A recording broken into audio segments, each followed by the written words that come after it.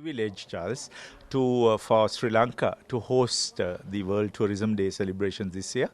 And the summit, which was on the theme "Tourism Opens Doors for Women," was excellent. I must say there were some very powerful women who brought forth the concerns, the issues that women faced in tourism.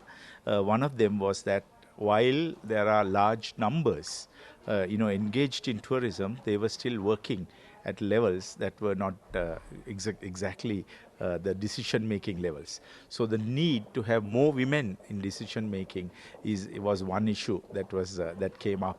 And also, in tourism, we sometimes pay lip service to involving women and also the role of women.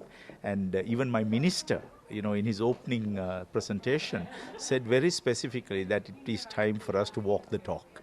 So indeed, I think Sri Lanka, in fact, recommended to the Secretary General of the UNWTO, Mr. Francesco Frangielli, that this issue and the resolutions that were made, very ably chaired by a very dynamic lady, Mrs. Niloufer Bakhtiar, the former Minister of Tourism of Pakistan, that we take those resolutions and the recommendations that were made at the summit to the UNWTO General Assembly and thereafter to the United Nations framework. And I think with that, we could establish something solid on the ground for involving women and truly opening doors for women. Involved, and I believe earnestly that the climate change debate that has gone on, not recently, but for a very long time.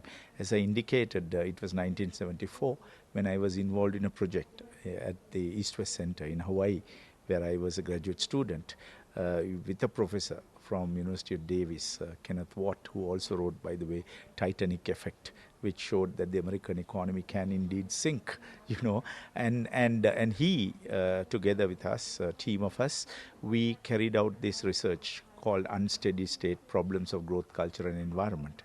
And during that time, we took dominant cultural beliefs like growth is desirable, chemical fertilizer increases production, and empirically, tested them. And it was found that in the short term, while these things were true, in the long term, they were not. Now, this is a good example, for what we are facing today. He was termed then a doomsday soothsayer, but today we are talking about the very issues not having done enough since 1970s and today.